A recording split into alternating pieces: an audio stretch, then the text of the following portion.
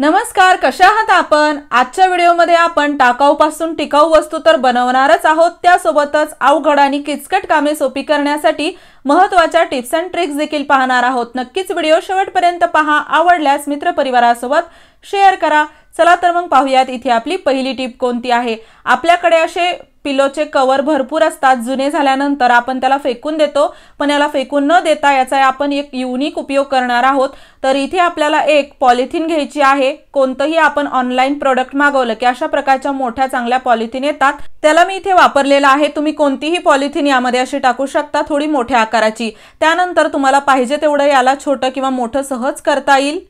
भांड्याची मोठी टोपली किंवा छोटी टोपली अशा प्रकारे आपण फरशीवरती ओट्यावरती ठेवली की पाण्याचे पांढरट डाग होतात, कारण की ओले भांडे असल्यामुळे हळूहळू त्यामधून पाणी गळत राहतं। हा प्रॉब्लेम नक्कीच तुम्हालाही येत असेल, तर त्यासाठी आपण तयार केलेलं जुनं पिलो कवर असं ठेवायचं आहे, जेणेकरून पूर्ण जे पिलो कवर आहे ते पाणी शोषून घेईल आणि यामधील जी कॅरी बॅग आहे ती खाली फरशीवरती पाण्याचे डाग पडू देणार नाही।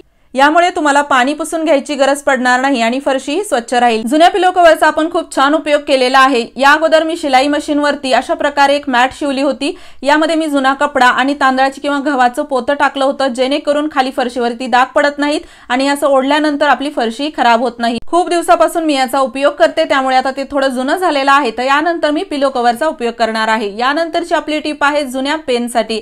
आपल्याकडे जुने भरपूर पेन पडून असतात, तर त्याला आपण असंच फेकून देतो, पण याला फेकून न देता आपण याचा खूप छान उपयोग करू शकतो। आता जसं दसरा सुरू आहे, आपण भरपूर कपडे धुतो आणि असेच जर आपण कपडे वाळत टाकले चिमटे न लावता तर हे कपडे उडून जातात आणि अशा वेळेस तुम्हाला कामी येतं पेनाचं झाकण। जर तुमच्याकडे कपड्याचे चिमटे नसतील किंवा पुरत नसतील तर पेनाचं झाकण तुम्ही वापरू शकता।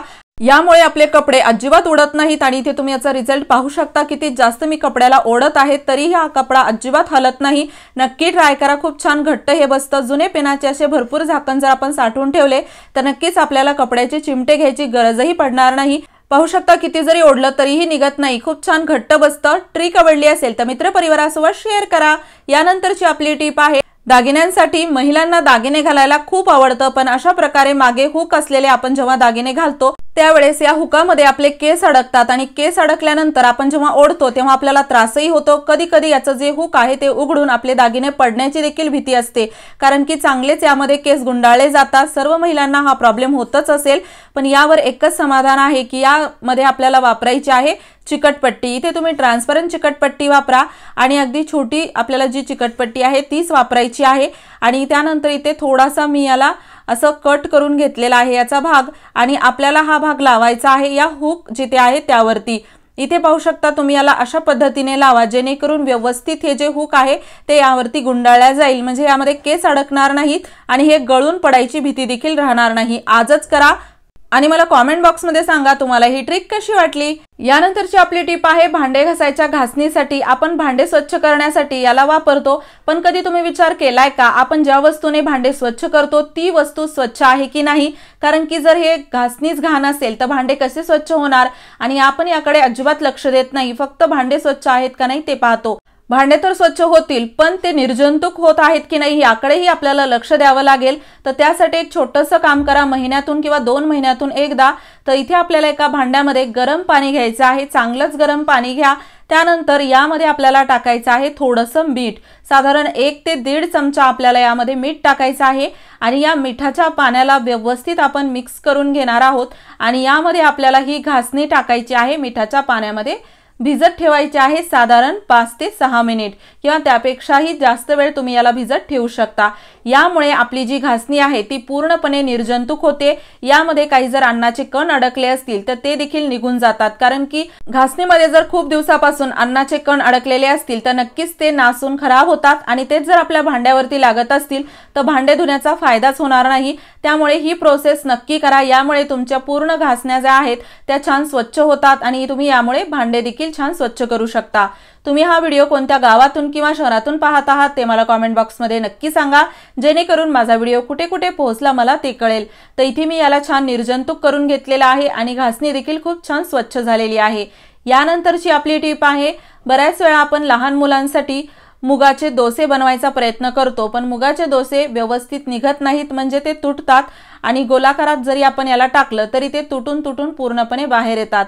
तर असा प्रॉब्लेम तुमच्यासोबत होत असेल तर तुम्ही मुगाच्या डोस्यामध्ये थोडासे तांदूळ देखील टाका, म्हणजे आपल्याला मूग जेव्हा भिजवायचे आहेत तेव्हाच थोडे तांदूळ देखील भिजवायचे आहेत आणि दोन्ही एकत्र मिश्रण करून तुम्ही जेव्हा याचे डोसे बनवाल तर खूप छान हे असे गोलाकारात निघतात, अजिबात तुटत नाहीत। कारण की मुगाचे डोसे मुलांसाठी खूप पौष्टिक असतात, म्हणून आपण नेहमी बनवण्याचा प्रयत्न करतो, पण ते तुटतात म्हणून आपण टाळाटाळ करतो। तर नक्कीच तुम्ही अशा पद्धतीने छान डोसे तयार करू शकता, जेणेकरून हे अजिबात तुटणार नाहीत आणि इथे तुम्ही याचा रिझल्ट पाहू शकता। आणि हो, चॅनलवर नवीन असाल नक्की चॅनलला सबस्क्राइब करा, असेच उपयोगी व्हिडिओज मी तुमच्यासाठी घेऊन येत राहते। यानंतरची आपली टिप आहे, इथे आपल्याला लागणार आहे बर्फ, आणि जास्त बर्फ आपल्याला नको आहे। 2 ते 3 क्यूब्स घ्या आणि लोखंडी तवा घेऊन गॅसवरती गरम करायला तवा ठेवा। त्यानंतर यामध्ये आपल्याला बर्फ टाकायचा आहे आणि थोडंसं यामध्ये आपण दूध टाकलेलं आहे। दूध आपण कमी जास्त करू शकतो। इथे आपण बर्फ यासाठी टाकलेला आहे की आपण जर गरम तव्यावर दूध टाकलं तर ते लगेच जळून संपून जाईल आणि कुकिंग प्रोसेस होणार नाही, त्यासाठी यामध्ये थोडासा बर्फ टाकणं आवश्यक आहे। त्यानंतर यामध्ये मी टाकलेले आहे थोडीशी हळद टाकून आपल्याला हे मिश्रण अर्ध होईपर्यंत असंच गरम करून घ्यायचं आहे आणि याला हलवत राहा, जेणेकरून हे खाली चिकटणार नाही। तर व्यवस्थित याला मी असं हलवून घेतलेलं आहे। त्यानंतर हे मिश्रण आपण एका वाटीत काढून घ्यायचं आहे आणि यामध्ये टाकायचं आहे बेसन। तर लिक्विड किती घेतलेला आहे त्यानुसार यामध्ये बेसन पीठ टाका आणि इथे याला व्यवस्थित मिक्स करून घ्या। इथे आपण हे जे बनवलेलं आहे ते आपण भरपूर दिवसासाठी स्टोअर करून ठेवू शकतो फ्रीज मध्ये आणि जेव्हा पाहिजे तेव्हा वापरू शकतो। यामध्ये मी टाकलेली आहे ॲलोवेरा जेल, तुमच्याकडे जर फ्रेश ॲलोवेरा असेल तर धुवून यामध्ये टाकला तरी चालेल। तुम्ही अनुभवलंच असेल थंडीमध्ये स्किन खूप जास्त काळी पडते, कोरडी होते, त्यासोबतच भेगा पडतात। तर हे प्रॉब्लेम तुमच्यासोबत होत असतील थंडीमध्ये तर हा पॅक बनवून ठेवा आणि थंडीमध्ये अप्लाय करा चेहऱ्यावरती, हातापायावरती। आपली जी स्किन आहे ती खूप छान मऊ राहते, कोरडी पडत नाही, त्यासोबतच काळी देखील होत नाही। हा पॅक लावून आपल्याला साधारण 5 ते 10 मिनिट ठेवायचा आहे आणि त्यानंतर नॉर्मल पाण्याने थोडंसं याला असं घासून धुवायचं आहे। तुम्ही पाहताल तुम्हाला खूप छान तुमची स्किन जी आहे ती मॉइश्चराइज झालेली वाटेल, त्यासोबतच कोरडी पडणार नाही आणि चमक देखील या स्किन मध्ये तुम्हाला पाहायला मिळेल। नक्कीच तुम्ही हा थंडीमध्ये पॅक लावा, जेणेकरून तुम्हाला कोणतीही दुसरी क्रीम घ्यायची गरज पडणार नाही।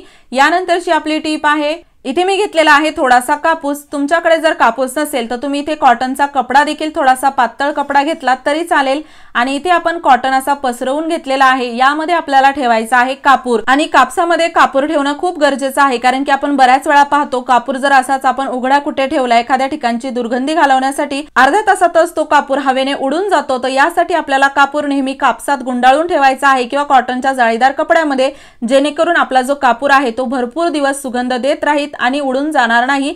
तर अशा पद्धतीने मी कापूर यामध्ये ठेवणार आहे आणि जिथे मला कपड्यामध्ये किंवा इतर ठिकाणी ठेवायचं आहे त्या ठिकाणी ठेवून देणार आहे। यामुळे यामधून भरपूर दिवस सुगंध येत राहील। तुम्हाला हा व्हिडिओ कसा वाटला मला कमेंट बॉक्स मध्ये सांगा। व्हिडिओ आवडला असेल लाईक करा, शेअर करा, चॅनलवर नवीन असाल सबस्क्राइब नक्की करा। पूर्ण व्हिडिओ पाहिल्याबद्दल मनापासून धन्यवाद।